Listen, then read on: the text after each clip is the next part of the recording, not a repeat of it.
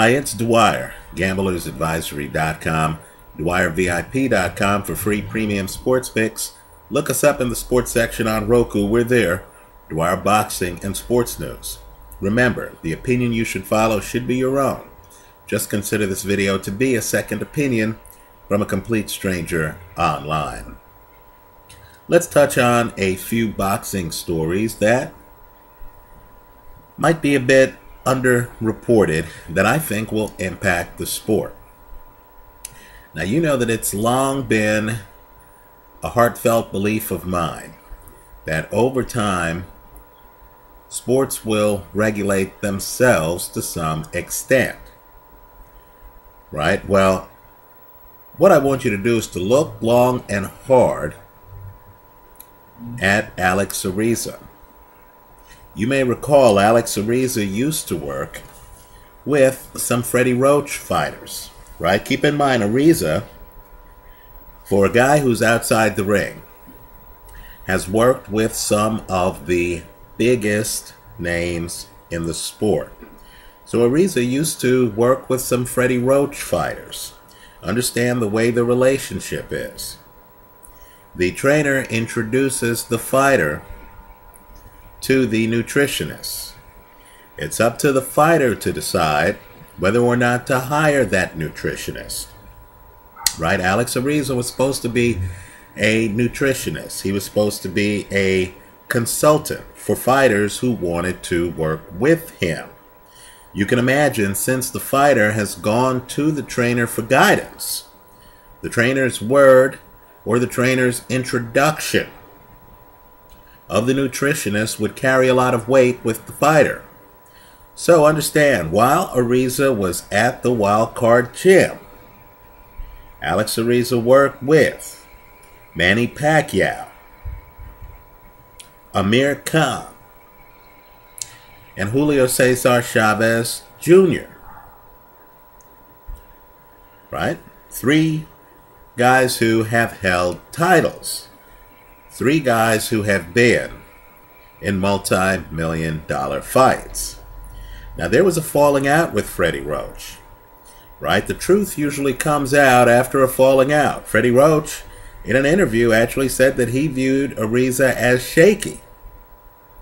Right? He went further and said that he wasn't sure what was in the shakes that Ariza was giving Manny Pacquiao. Now, I need to choose my words carefully here for legal reasons. Right? I don't want to make any assertion or jump to any conclusion that's not supported by factual evidence. Right? I have my own life. I don't want to be sued for any kind of slander or libel or defamation of any kind. Right? So, what I want you to do, now that we're here online and we have the internet, trillions of websites to visit, what I want you to do is to look up the name Alex Ariza and look up the controversy surrounding him. Just understand that the relationship between Ariza and Freddie Roach got to be so contentious that after the two men split, and after all three of the guys who I just named, Manny Pacquiao, Amir Khan, and Julio Cesar Chavez Jr., all decided, after using Ariza, not to use Ariza on future fights. There was actually a physical altercation that took place in Macau between Freddie Roach and Ariza, where Ariza literally kicked Freddie Roach.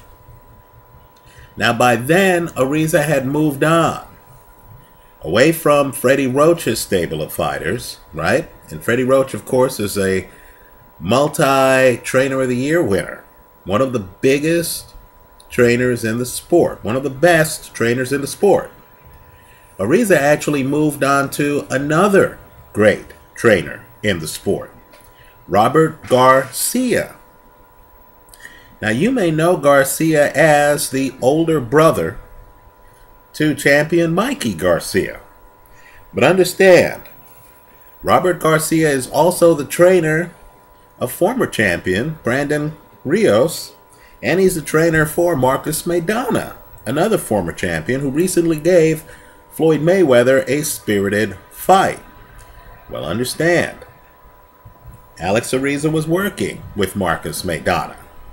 Alex Ariza was working with Brandon Rios. Right? Well, here's what you need to know. Right? Don't listen to my words carefully. Don't read any factual assertions linking Alex Ariza to what I'm about to say. Right? But here's what you need to know. Here's what we know happened. Brandon Rios failed a drug test right around the time of his fight against Manny Pacquiao. Right? He failed a drug test. Also, Robert Garcia has now announced that Alex Ariza will not be working with any of his fighters. Right? Think about it. I thought the fighters were independent contractors. I thought a fighter could show up and say, hey, I want to train with you, but, I'd like to have my own team help me with certain parts of my preparation. Just understand, although Robert Garcia is being very diplomatic in interviews, right? He's basically saying, hey, we had our differences. He's leaving it as that, right? But don't look at the non-disclosure lightly. Understand something happened where Robert Garcia has just made a decision that none of the fighters who work with him can work with Alex Ariza any longer. Right? This news has recently broken. Let's ask ourselves the obvious question. Why is it that two of the sport's biggest trainers who had multiple clients of Alex Ariza have both taken a hard line in deciding that Alex Ariza is not going to work with any of their fighters? Why would Freddie Roach ever call Alex Ariza shady? I want you to reach your own conclusions, but just understand there are a lot of stories here online. You should look into it. The decision by Robert Garcia not to have Alex Ariza assist any of his fighters is a big story that belongs on page 1. Right? I hope you give that a hard look. Let's shift gears a bit. Speaking of Freddie Roach, right, understand one of the reasons why Freddie Roach moved from Las Vegas to Southern California, one of the reasons why Freddie has been able to prosper and have a gym in Southern California, the Wild Card Gym, is because actor Mickey Rourke, who had an amateur career and who actually trained with former heavyweight champion Ken Norton's former trainer, Bill Slayton, right, actually asked Freddie Roach to train him for his pro career. Right? Mickey Rourke, years ago, was tired of acting. Right? You know the way it is with guys. He was a fighter. He had been in the ring. It was still in his blood. He wanted to get back in the ring. Right? A friend introduced him to Freddie Roach. Freddie Roach at that point had already trained people like Virgil Hill, a former champion. But Freddie wasn't as big as he is now. Right? So you know the rest. Freddie came to Southern California to work with Mickey Rourke. Now understand, Mickey Rourke still has a vibrant acting career years later. You may have seen Mickey Rourke in movies like The Wrestler, where he was spectacular. Right? And the Expendables series. Mickey is still a great actor. He remembers his lines. He knows what's going on. But Mickey's pro boxing career came to an end because Mickey, a guy who sounds good, is convincing on film, right, remembers his lines, looks like a normal guy, he actually failed a neurological exam. Right? Mickey was deemed unfit for boxing. Think about it. That's the way these neurological injuries are. You see the guy, he sounds great, he looks great, you think he's great, but there's damage beneath the surface. It's like a car with an engine that has some wear and tear in places, right? Well, we've got news recently that Kelly Pavlik now is pleading guilty to drunk driving. Now, I want you to remember back to when Kelly Pavlik ruled the roost in the middleweight division. When Kelly Pavlik gained weight and fought Bernard Hopkins and was actually a huge favorite in the fight, right? Kelly had a great jab. I mean, a very good jab. Kelly, for all of the other parts of his game, he was a big puncher. Kelly had the kind of jab where he could just bust you up on the jab alone, right? There was a lot of Vladimir Klitschko in Kelly Pavlik's jab, right? Kelly had a lot of talent. He wasn't just a big puncher. And of course, Kelly was a tall guy. There was a height dynamic, right? And so you had a hard time getting close to Kelly because of the reach, because of the stiffness of the jab, because Kelly knew how to leverage his height, right? Kelly would lean back, he'd be popping a jab. Kelly wasn't bent over, exposing his head. His head was back here someplace, right? So you had a hard time, and while you're trying to get to his head, you're getting the daylights popped out of you. Then, of course, when you leapt inside, Kelly could shorten the punches and really take you out. Well, understand Kelly Pavlik in interviews. And what I want you to do is, there is an interview here online.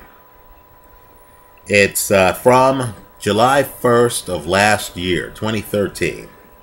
It's from a media outlet, WKBN. Just Google WKBN, Kelly Pavlik, July 1st, 2013. This article should pop right up, where Kelly Pavlik talks about why he retired from the sport. And one of the big reasons is that he suffered a brain seizure, according to him. Think about it, a brain seizure.